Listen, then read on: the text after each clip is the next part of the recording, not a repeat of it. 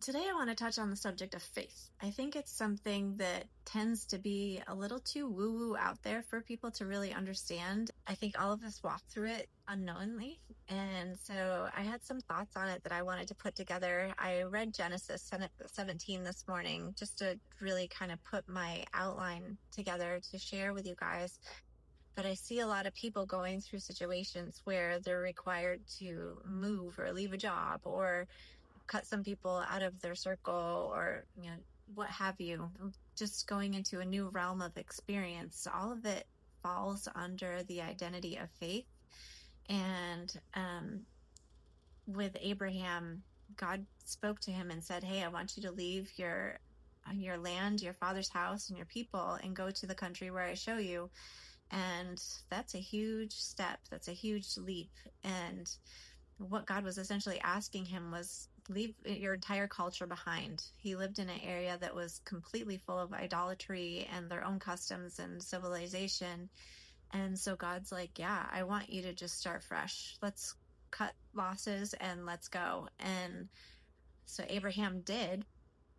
And it came at a great cost, but it also came with a great blessing. And it's so hard in the between stage between the leaving and understanding the fullness of where he's bringing you into to stay faithful to, like, did I really hear God tell me to do this? Um, One of the things that captured me this morning was, you know, when God asked him, okay, let's move on from here, let's do this. Okay, but one of my requirements when I make you father of many nations is I want you to circumcise yourself and everybody else around you. And I'm like, I don't know. Like, how could you have that much power to be like, okay, guys, I'm going to move to a new country. I want all of you coming with me, but you have to do this to your body. That had to be pretty challenging. But the more I looked into it, I realized he had that authority because God had named him Abraham. And back in that time frame, your name meant absolutely everything. It gave you authority in your area. It gave you authority with other people, and it could have also been to your detriment. So the name Abram was just mainly father, but when God renamed him Abraham, it made him the father of many nations. So immediately people had to recognize him as a king of sorts or a societal authority. So breaking it down beyond that, there's really a lot of definitions that you can unpack, and I wrote some of them down. When God's asking Abraham to go from his country, land was connected to survival, your livelihood, your political identity.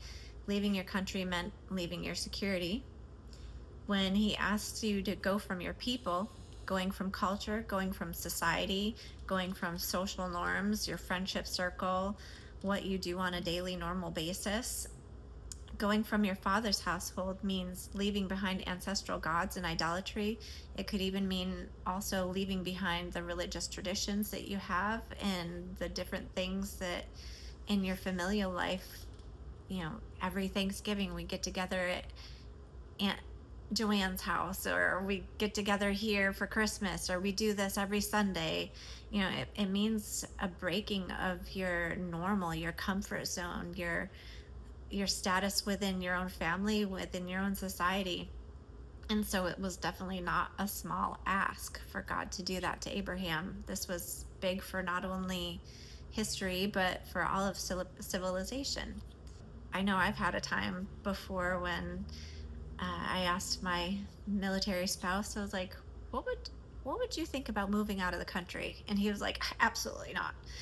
And I was at a time where I like to be very organic with my food, and the thought of these processed meats that they were really pushing onto the marketplace and lab created meats and stuff like that, I'm like, what if they're making us eat this? I don't want to eat this. Like, I want to just go where it's not a possibility. And so that's why I was like, but I don't want this. And so what if we move to a different country? And like, for him, that was not a possibility. Like, he fought for our country, he loves our country, and he wants to stay here. So thinking on the whole level of God asking him to leave his country, that would have to be a God ask for him, because he has his place here. He knows his country, he knows the laws, he knows what's expected of him as a veteran.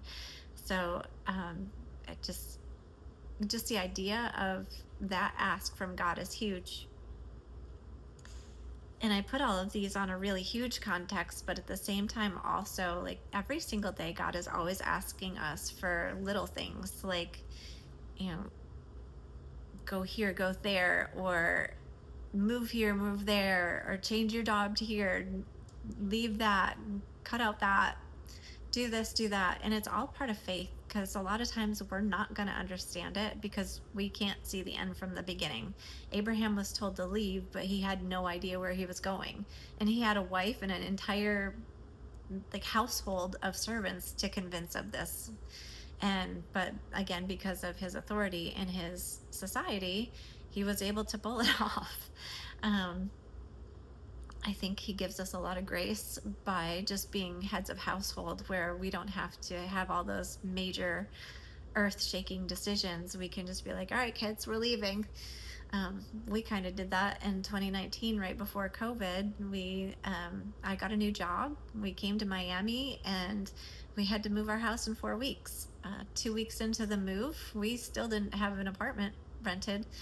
And it took us a little bit, but we finally got in touch with someone who was able to get us a house rented. We had 2 big dogs at the time, and so 2 weeks before moving down here, we finally had a house secure. And even that in itself, we knew where we were coming to, but we didn't know where we were going to lay our heads at the end of the night until we were almost halfway through the process. So I haven't seen God fail to ask us to take other leaps of faith like that. Nothing, thankfully, is big. I'm very happy here.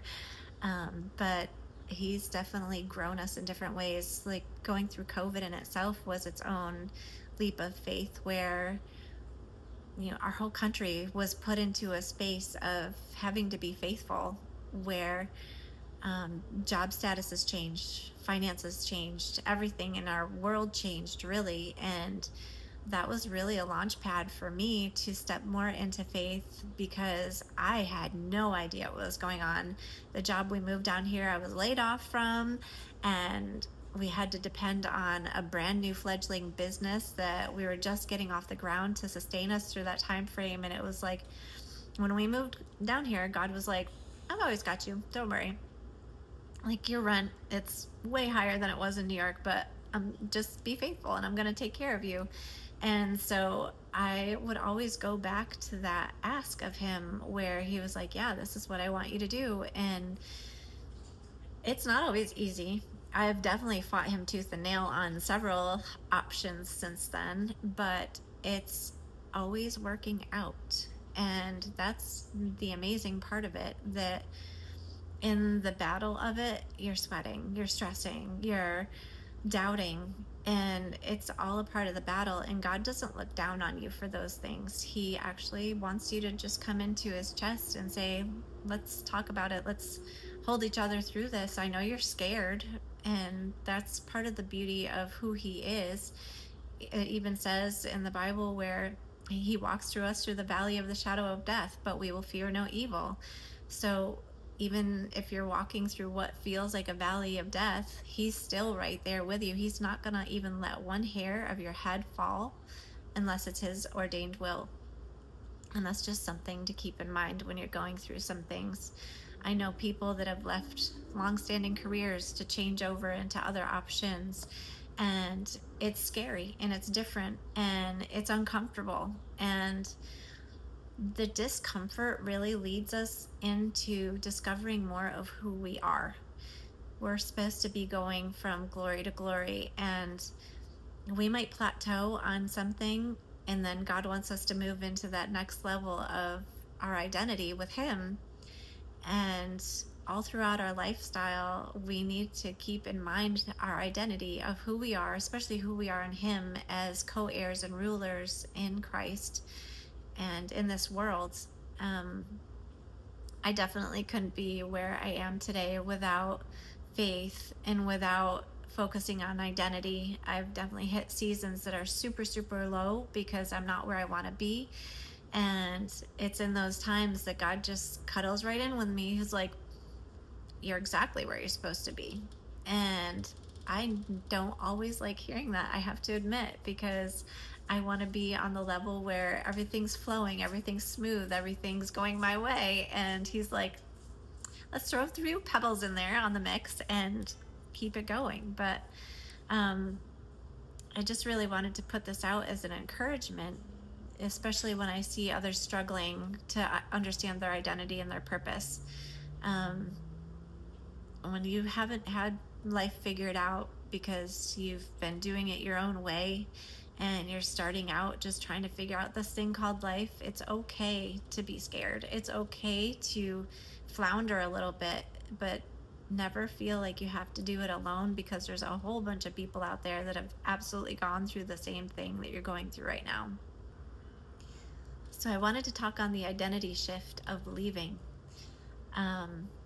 Leaving your country would come with a huge identity shift. I can't really imagine. I've visited Mexico a few times, and when I go, it's not America. It's not what I'm used to. There's laws that I would have to understand and get used to. There's places where I would feel safer than others.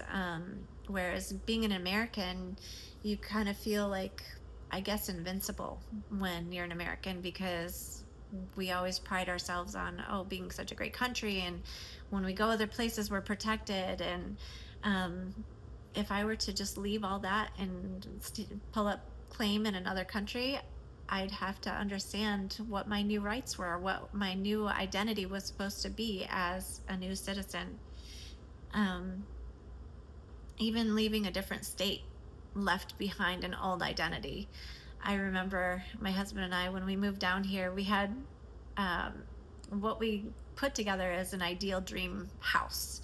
And seeing the properties down here and the design elements that people have in their houses, like, we were dreaming way too small. And it's kind of what happened with Abraham. Even when he was just called Abram, he was dreaming of being a father, and he and Sarai couldn't get pregnant. And imagine, like, your identity, your authority is wrapped up in being a father, and you can't even produce what your namesake is.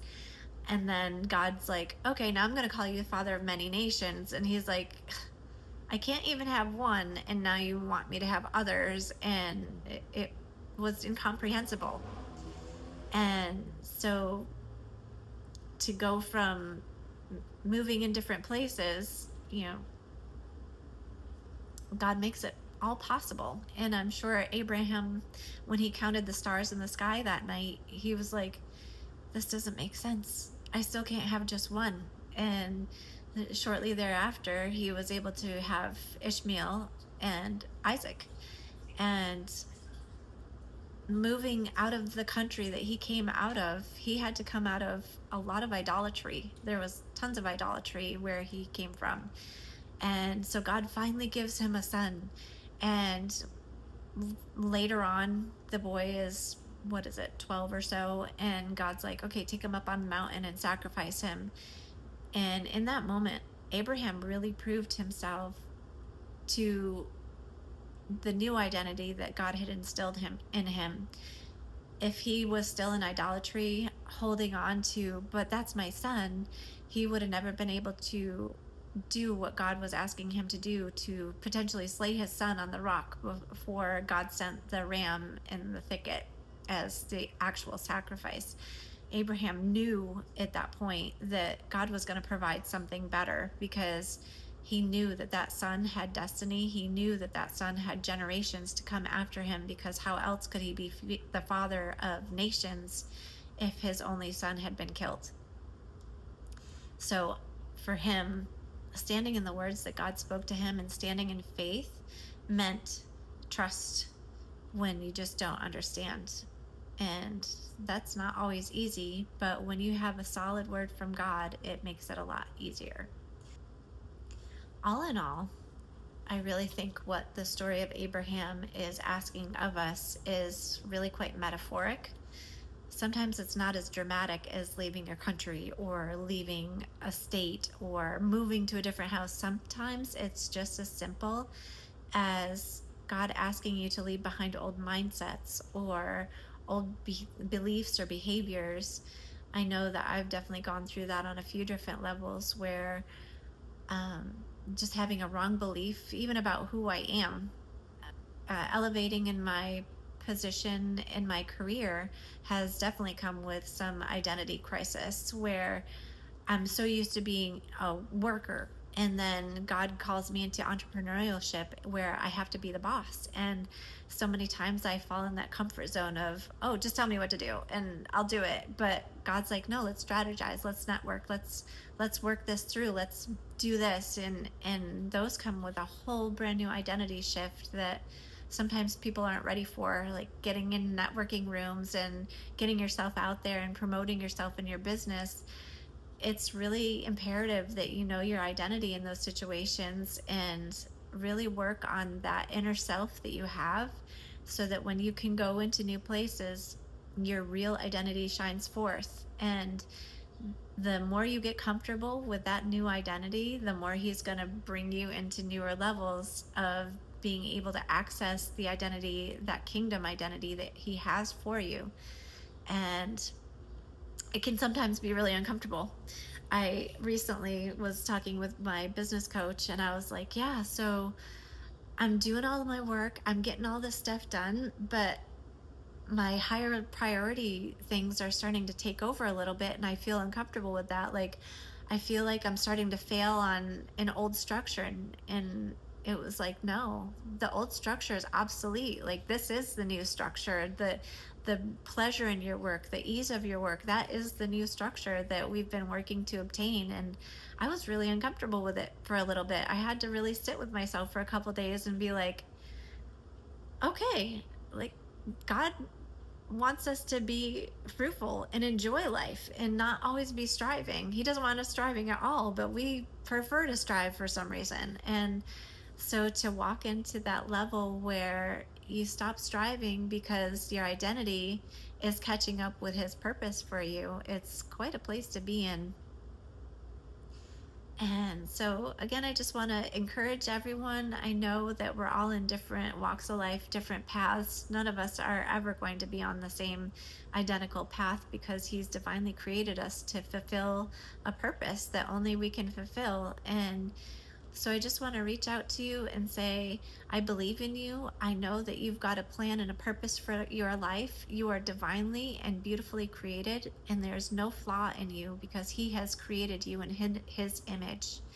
And I encourage you to wake up in the morning and just thank Him for His divine creation that you are, and understand that He does have a solid purpose for you. It might not look like He does right now, but to just keep going, stand steadfast and keep going, and look out to either the Word if you're a Bible reader, or look for some solid meditations where you can study your own identity and understand your kingship and your authority in this world, and know that everything's working out for your good. And reach out to the people around you. Ask for prayer, ask for help, ask for guidance, ask for wisdom on your path. You can definitely skip a few hurdles when you ask for help from other people, because some people might have that little gift of knowing exactly where you are and pulling you up by the bootstraps and helping you move on. I hope this whole thing blessed you. I hope you're having a fabulous day, and be in faith, and it's the best thing that you can do for yourself. Bye.